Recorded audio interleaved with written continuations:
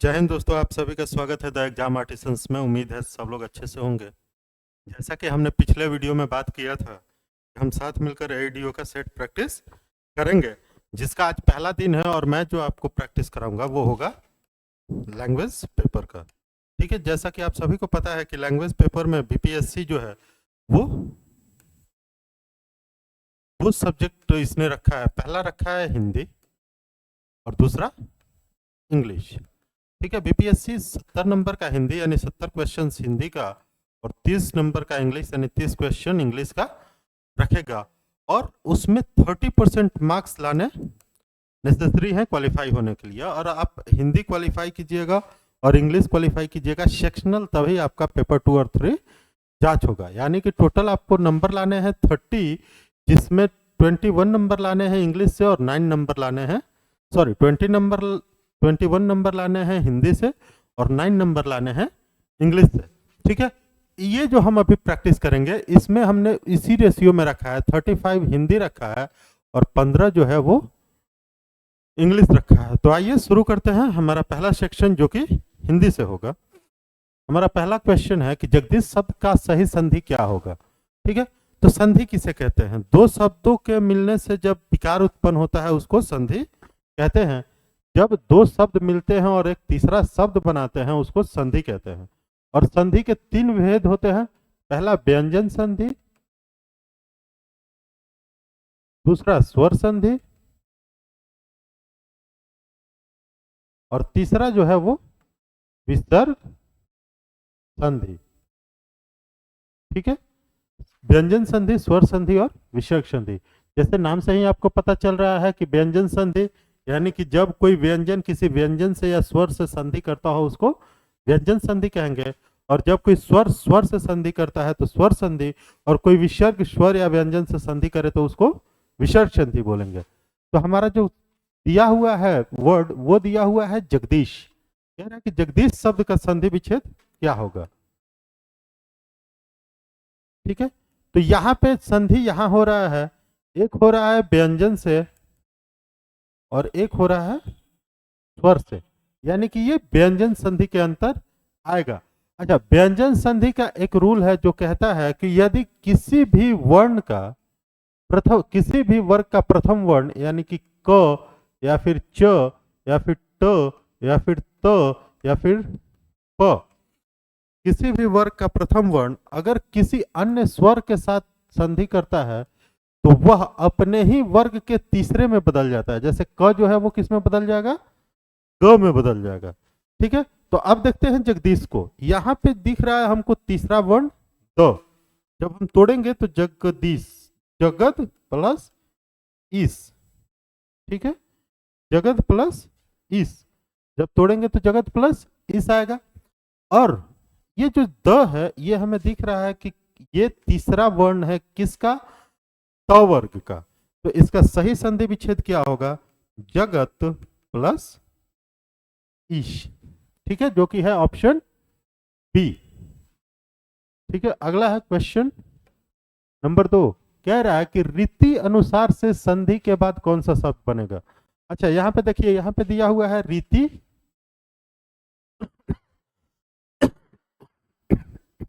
और अनुसार। ठीक है, यहां पे देखिएगा तो छोटी ई की मात्रा है और यहाँ पे अ की मात्रा है, यानी कि स्वर संधि यहाँ पे हो रहा है। और स्वर संधि जो है ना वो 5 तरीके का होता है। ठीक है, स्वर संधि कितने तरीके का होता है? 5 तरीके का होता है। 5 तरीके में एक तरीका है यण संधि। ठीक है, एक आता है यण संधि, एक आता है दीर्घ संधि, वृद्धि संधि, यण संधि, अयादि संधि इत्यादि। ठीक है, तो यण संधि कहता है कि जब छोटी ई, उ, री या फिर री किसी स्वर के साथ संधि करते हैं तो वो चेंज हो जाते हैं। ई चेंज हो जाता है य में, उ चेंज हो जाता है व में, री चेंज हो जाता है ल में और री चेंज हो जाता है र में।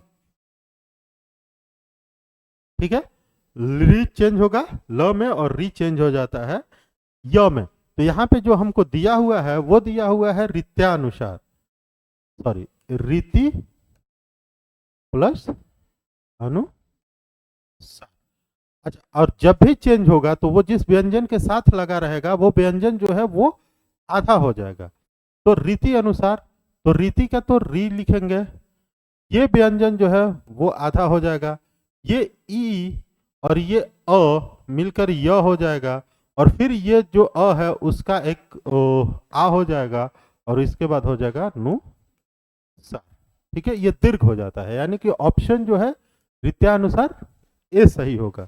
जैसे कि अगर हम इसका एक और एग्जाम्पल देखें तो एक वर्ड आता है प्रति प्लस अर्पण।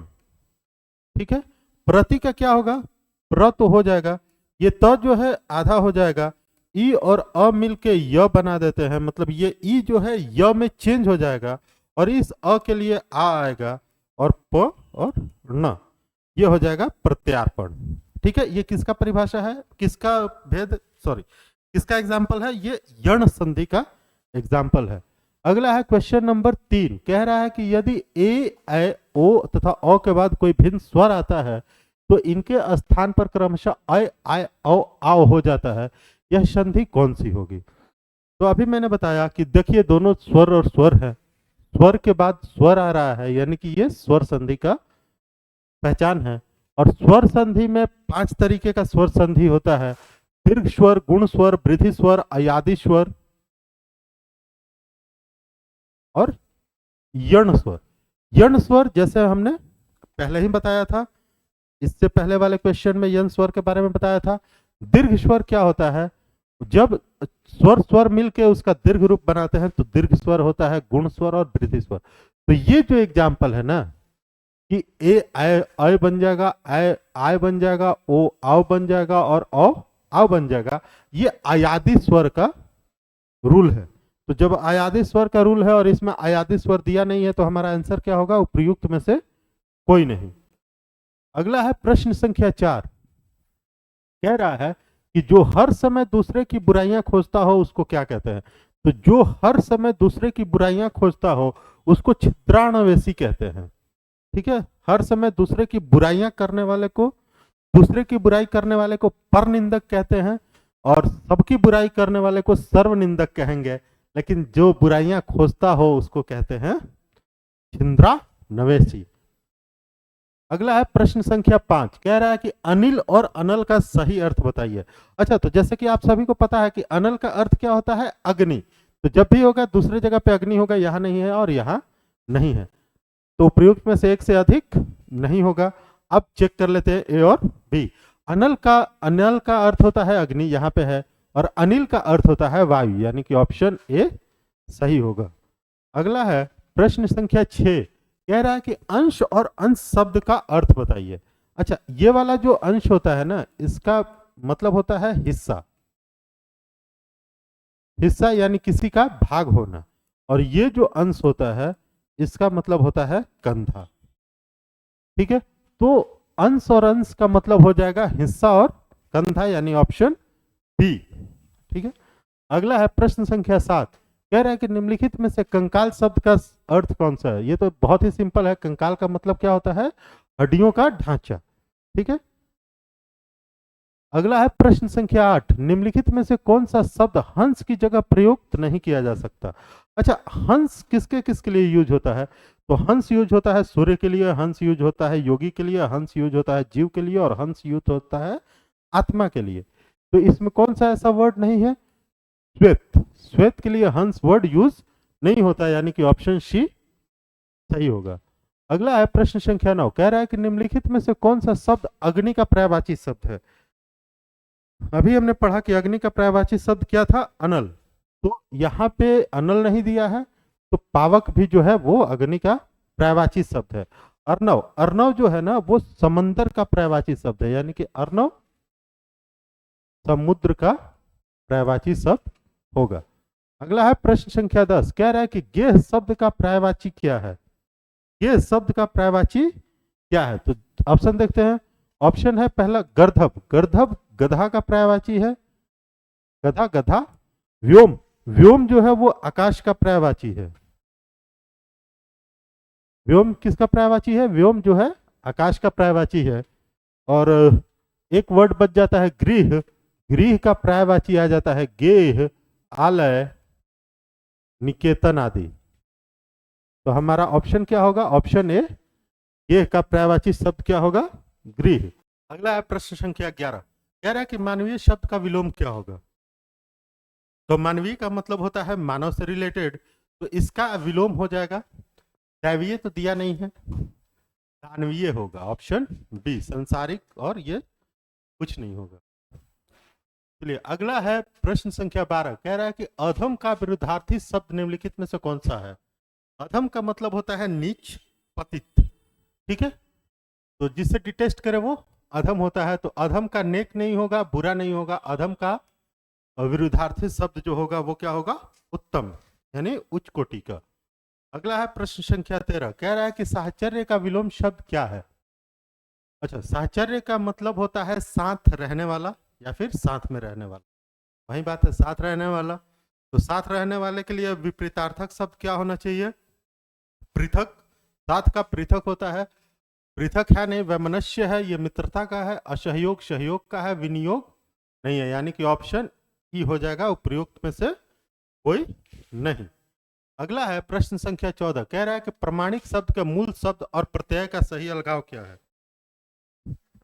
अच्छा, प्रत्यय क्या है? प्रत्यय वह शब्द होता है या फिर अक्षर होता है जो किसी शब्द के लास्ट में लगकर उसका मतलब चेंज कर दे, वो प्रत्यय होता है। जैसे कि प्रमाण प्लस इक, इक प्रत्यय होता है, इक नहीं होता है, ठीक है।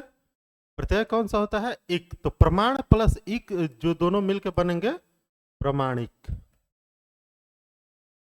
ठीक है, यानी ऑप्शन बी सही होगा।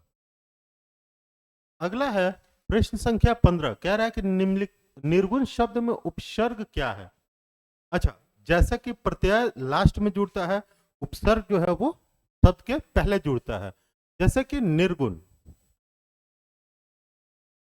तो निर्गुण में गुण शब्द है, गुण से पहले जुड़ा होगा नी और आधा र, यानी कि निर्गुण, ऑप्शन सी हो जाएगा, ठीक है। अगला है प्रश्न संख्या 16, कह रहा है कि निम्नलिखित में से किस शब्द में अ उपसर्ग लगा हुआ है? अच्छा, उपसर्ग लगा है तो पहले लगेगा, और पहले लग के हमेशा उस शब्द का अर्थ बदलेगा, और अर्थ जो है सामान्यतः विपरीतार्थक होंगे, ठीक है। जैसे कि अनेक, अनेक का विपरीतार्थक शब्द होता है एक, लेकिन अगर इसमें से हम और रिमूव करते हैं तो वो बनता है नेक, जो कि एक का नेक तो होता नहीं है, तो ये नहीं होगा। दूसरा हमारा वर्ड है अमर, अमर का विपरीतार्थक शब्द होता है मर, यानी कि जो मरने योग्य हो, ठीक है। तो अगर हम अ हटा देते हैं तो मर आएगा, यानी कि ये उपसर्ग लगा हुआ है, ठीक है, ऑप्शन बी सही होगा। अगला है प्रश्न संख्या 17, कह रहा है कि तिलक किस प्रकार का शब्द है? अच्छा, शब्द कितने प्रकार के होते हैं? शब्द होते हैं 4 प्रकार के, पहला तत्सम, दूसरा तद्भव, तीसरा देशज और चौथा विदेशज, ठीक है। तत्सम जो होता है, जो हमारा संस्कृत मूल का वर्ड है और ज्यों का त्यों आ गया है हिंदी में, वो तत्सम होता है। तद्भव कौन होता है? तद्भव वो वर्ड होते हैं जो संस्कृत से अपभ्रंश होते हुए हिंदी में आए हैं। जैसे कि अगर हम यूज करें हाथी, तो हाथी जो है अपभ्रंश है किस वर्ड का? हस्ती का, ठीक है, हस्ती का अपभ्रंश क्या है? हाथी है। तो कह रहा है कि तिलक, अच्छा देशज कौन होता है? जो हमारे देश में ओरिजिन हुआ हो जिस वर्ड का, जैसे कि लोटा, जैसे धोती, ये सब जो है वो देशज होंगे। और विदेशज कौन है? विदेशज वो शब्द हैं जो बाहर से आए हैं, जैसे कि अंग्रेज, जैसे कैंची, जैसे आलू, ये सब वर्ड जो है वो कैसा है? विदेशज है, ठीक है। तो इसमें पूछ रहा है कि तिलक किस प्रकार का शब्द है? तो तिलक जो है संस्कृत में ज्यों का त्यों लिखा गया है, इसलिए तिलक हो जाएगा तत्सम। अगला है प्रश्न संख्या 18, निम्नलिखित शब्दों में से एक शब्द विदेशी भाषा का है, वो कौन सा है? जो हमारा पहला शब्द दिया है वो दिया है प्रतिबिंब। प्रतिबिंब जो है वो संस्कृत का अपभ्रंश नहीं है, ज्यों का त्यों संस्कृत से लिया गया है, इसलिए ये होगा तत्सम। और कुसुम भी होगा तत्सम, यह भी संस्कृत में ज्यों का त्यों है। हाथी जैसा कि अपभ्रंश होते हुए आया है हस्ती का, तो ये हो जाएगा तद्भव। ठीक है, तद्भव हो जाएगा। यानी कि इसमें तीनों शब्द जो है वो विदेशी भाषा का नहीं है, यानी कि ऑप्शन ई जो है हमारा सही जवाब। ठीक है? अगला है प्रश्न संख्या 19, कह रहा है कि हिंदी भाषा में निम्नलिखित में से कौन सा शब्द पुर्तगाली भाषा से लिया गया है। अच्छा, जैसा आप सभी को पता होगा कि एक सब्जी है जो पुर्तगाल से आई है, उस वो सब्जी है आलू। ठीक है, तो आलू का जो नाम है वो भी पुर्तगाली भाषा से ही लिया गया है। अंग्रेज जो है यह एक फ्रेंच वर्ड है, और कैंची जो है वो एक टर्किश वर्ड है। यानी कि सही जवाब हमारा क्या होगा, ऑप्शन ए, पुर्तगाल से लिया गया है आलू। कह रहा है कि निम्नलिखित में से कौन सा शब्द भिन्न अर्थ और प्रकृति का है। तीन शब्द दिया है, इनमें बताना है कि कौन सा भिन्न अर्थ के साथ आता है। तो पहला है चिरंतन। चिरंतन का मतलब होता है आधुनिक। उसके बाद आधुनातन। आधुनातन का भी मतलब होता है आधुनिक। ठीक है, एक ऑप्शन बच जाता है सनातन, इसका मतलब होता है पुरातन यानी कि पुराना। तो ऑप्शन सी जो है वो अलग अर्थ और प्रकृति का है, यानी ऑप्शन सी हमारा। अगला है प्रश्न संख्या 21, कह रहा है कि राजा सेवक को कंबल देता है वाक्य में रेखांकित पद में कौन सा कारक है। ठीक है, तो जैसा कि आप सभी को पता है कारक के कितने भेद होते हैं, 8। कर्ता, कर्म, करण, संप्रदान, आपादान, अधिकरण, संबंध और संबोधन। ठीक है, इन 8 कारकों में को जो है वो 2 कारक के साथ आता है, संप्रदान कारक और कर्म कारक। ठीक है, संप्रदान कारक और कर्म कारक में को यूज होता है, और कर्म कारक का को जो है, कर्म कारक जो है वो तब यूज होता है जब क्रिया का जो प्रभाव है वह कर्म पे पड़े, ना कि कर्ता पे। ठीक है, और संप्रदान कारक का जो को है वो तब यूज किया जाता है जब किसी को कुछ देना हो। ठीक है, किसी को कुछ देना हो तो यूज किया जाता है संप्रदान कारक वाला। ठीक है, तो जो हमारा इसमें है कि राजा सेवक को कंबल देता है। ठीक है, तो ये जो को है वो हमारा संप्रदान कारक का होगा। ठीक है, दान देने के लिए अक्षर यूज करेंगे संप्रदान कारक।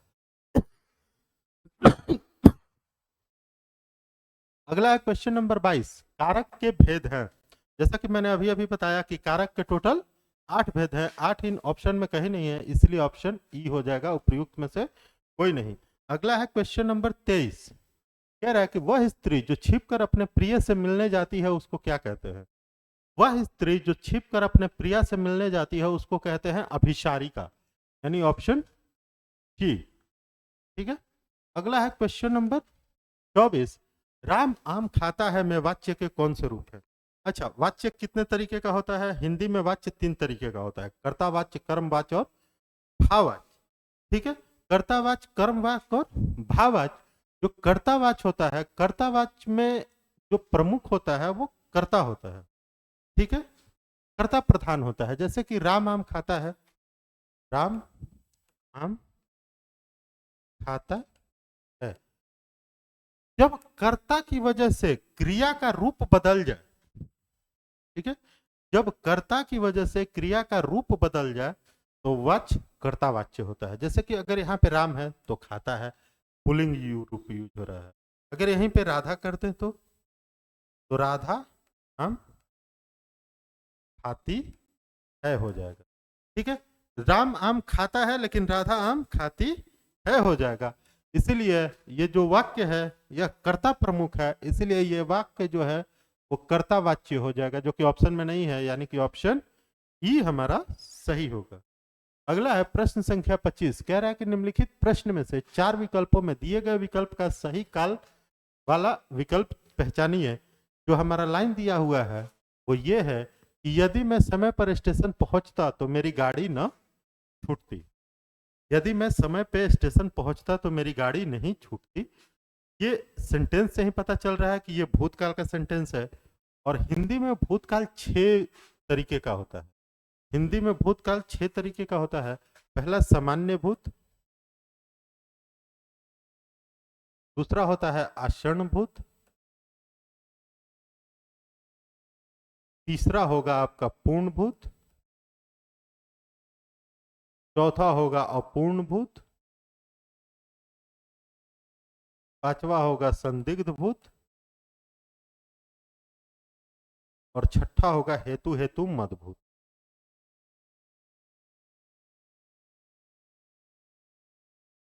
ठीक है, छठा कौन होगा? छठा होगा हेतु हेतु मदभूत। तो इस ऑप्शन में सबसे पहले वर्तमान वाला तो होगा नहीं, बच गया मेरे पास दो ऑप्शन, संदिग्ध भूत और हेतु हेतु मदभूत।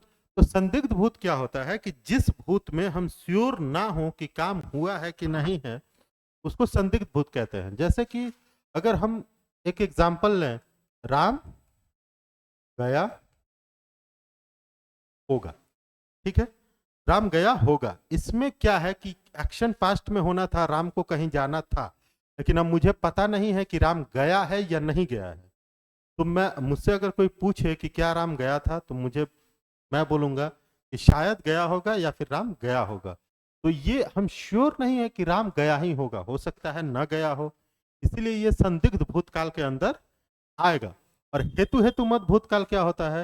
हेतु हेतु मत भूतकाल वह भूतकाल होता है जिसमें क्रिया एक दूसरे क्रिया पे निर्भर रहे, वो हेतु हेतु मत भूतकाल होगा। ठीक है, जैसे कि इस सेंटेंस में आप देखते हैं कि यदि मैं समय पर स्टेशन पहुंचना एक अलग क्रिया है, अगर वो समय पे पहुंच जाता तो ट्रेन न छूटती। ट्रेन का न छूटना किस पे डिपेंडेंट है? समय पे पहुंचने पे। इसलिए ये हेतु हेतु मत भूतकाल का एक एग्जाम्पल है। अगला है प्रश्न संख्या 26, कह रहा है कि निम्नलिखित विकल्पों में से कौन सा वचन का जोड़ा सही नहीं है। आपको बताना है कि कौन सा सही नहीं है। अच्छा, यहाँ पे एक बार छूट गया है। ठीक है, निम्नलिखित में से कौन सा वचन का जोड़ा सही नहीं है, यानी एक वचन और बहुवचन यहाँ पे बताना है। तो चलिए, सबसे पहले सोना। सोना जो है वो भाववाचक संज्ञा है, इसका बहुवचन नहीं बनाया जा सकता, तो सोना का सोना सही है। अगला है धेनु का धेनुए।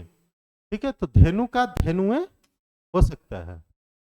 अच्छा, यहाँ पे एक आर नहीं दिया हुआ था, छोड़ देते हैं, धेनु का धनुए। अगला है छात्र का छात्रगण।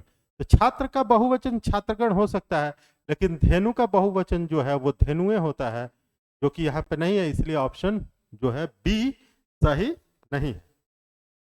अगला है प्रश्न संख्या 27, इनमें से कौन सा पुल्लिंग नहीं है? हिंदी में स्त्रीलिंग और पुल्लिंग पता करना बहुत ही कठिन काम होता है, लेकिन उसके वाक्य से पहले विशेषण या फिर क्रिया के साथ जोड़ के उसको पता किया जा सकता है। जैसे कि अगर जब हम बचपन का बात करते हैं तो हम अक्सर यूज करते हैं अच्छा बचपन, ना कि यूज करेंगे अच्छी बचपन। तो जब अच्छी बचपन यूज नहीं करते हैं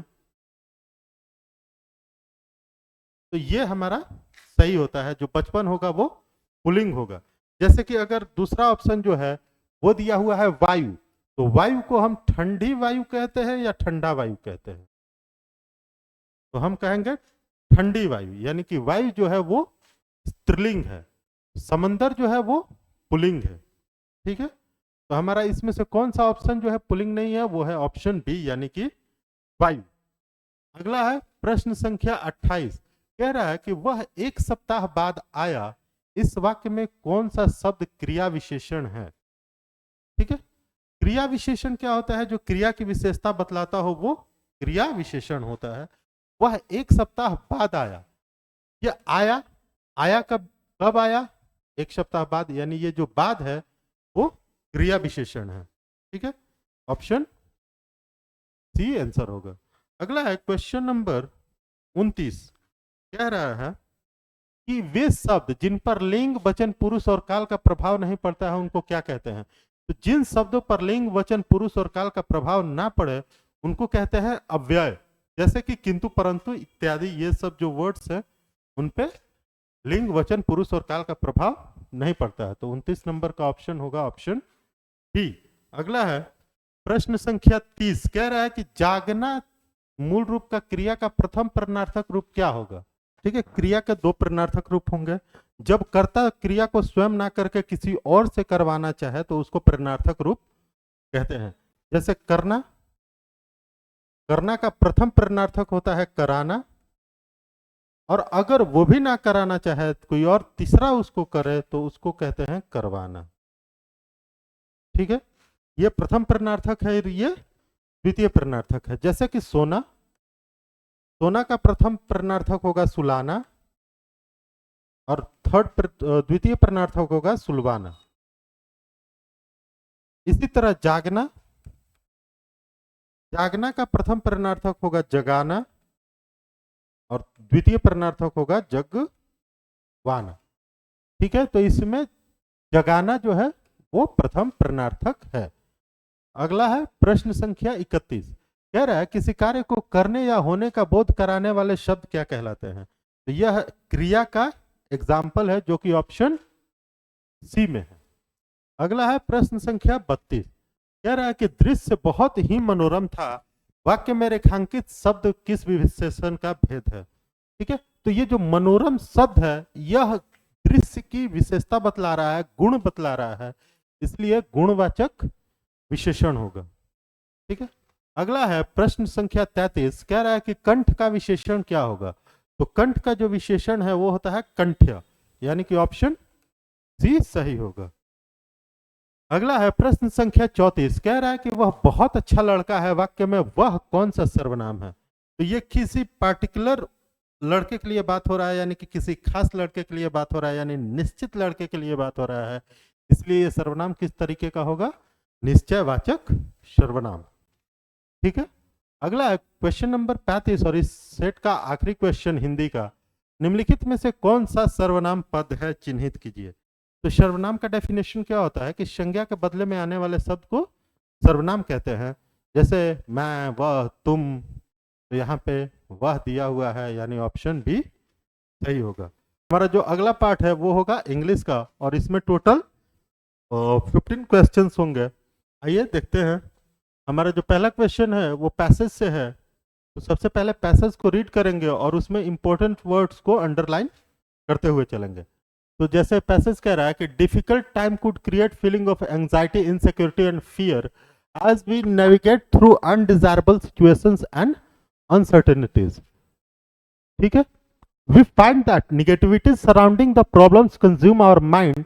It is in those times that we have to exert ourselves to change our perspective and adopt a more positive and solution driven attitude. Whilst people have always chosen to leverage adversities as opportunities for growth and progress rather than succumb to negative thoughts patterns. Rather than succumb to negative thought patterns. Sant Kabir described how different people respond when challenged by problem. Good, virtuous people and saints are resilient. You may break them as 100 times and yet they will rejoin. In contrast, negative people and clay pots are fragile. Once shattered, they are broken forever. The distinguishing feature of the successful is that they have a mindset that enables them to remain positive in the face of adversity and even utilize the negative situations for their benefit. The eagle can teach us a few lessons on this. When the storm starts blowing, it does not cover down before it. It flies to a higher altitude, higher point and waits for the wind to blow over.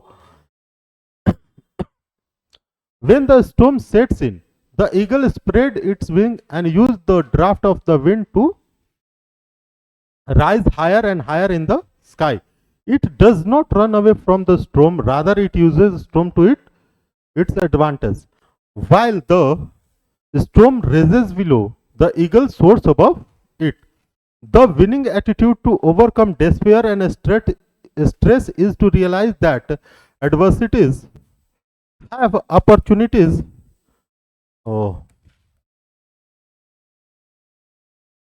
inherent in them and opportunities do not come without problems. Hence, difficulties and obstacles have a positive sides to them as they make us grow from within. A gem gets polished with friction.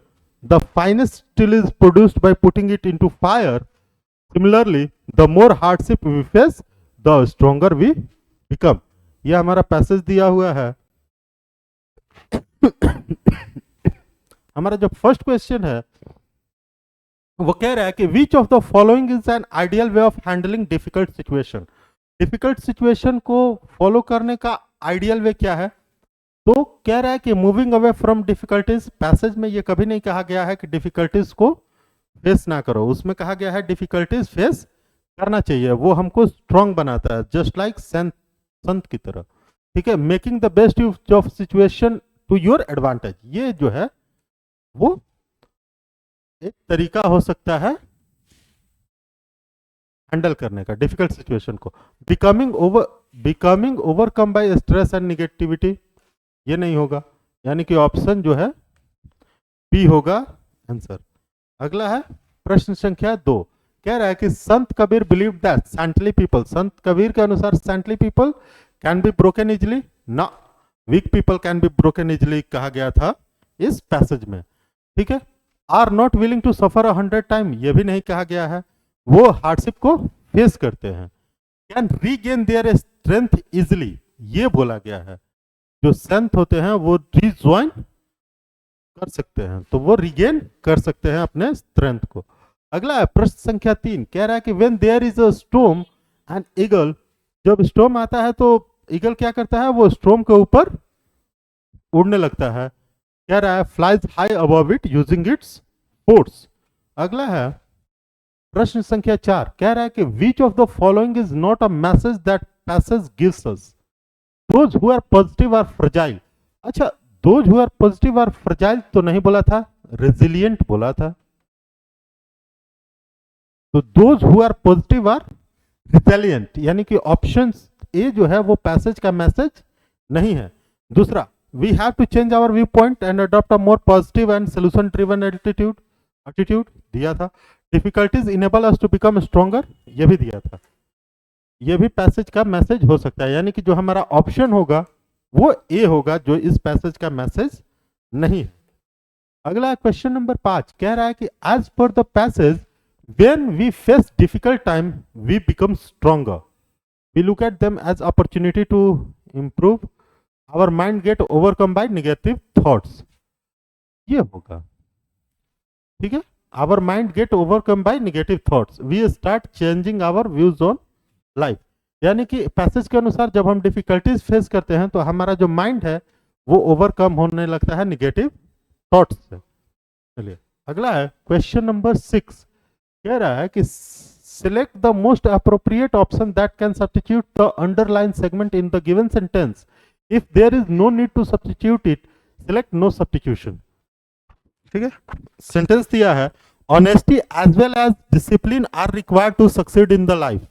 देखिए यहाँ पे subject verb agreement का ये question बन सकता है, क्योंकि यहाँ पे एज वेल एज जो है वो दो सब्जेक्ट को कनेक्ट कर रहा है, as well as along with, together with, as well as along with, together with, ये जब दो सब्जेक्ट को कनेक्ट करते हैं तो पहले सब्जेक्ट के हिसाब से वर्ब लगता है। यहाँ पे ऑनेस्टी जो है वो सिंगुलर है, इसीलिए यहाँ पे सिंगुलर वर्ब यानी कि इज यूज होगा। ठीक है, अगला है क्वेश्चन नंबर 7, क्वेश्चन नंबर 7 कह रहा है कि select the most appropriate option to fill in the blank. Question दिया हुआ है the children series blank recommended for young readers.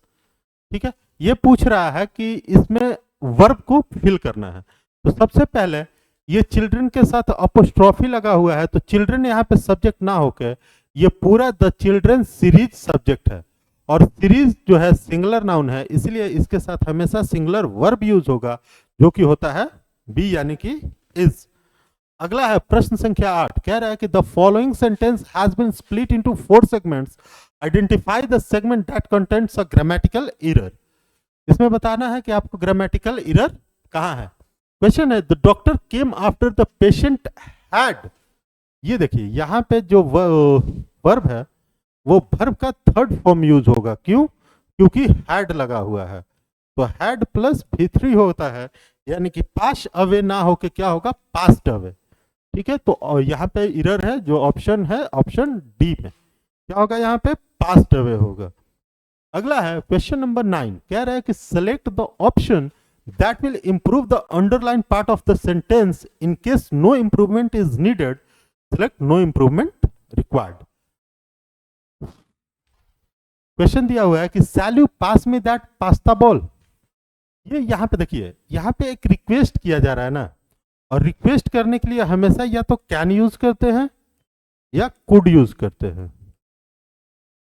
ठीक है, तो यहाँ पे कैन कुड यूज कर सकते हैं, तो या फिर मे माइट का भी यूज होता है, लेकिन यहाँ पे कैन कुड जो है दिया हुआ है, तो कैन और कुड दोनों हो सकता है, शैल तो होगा नहीं।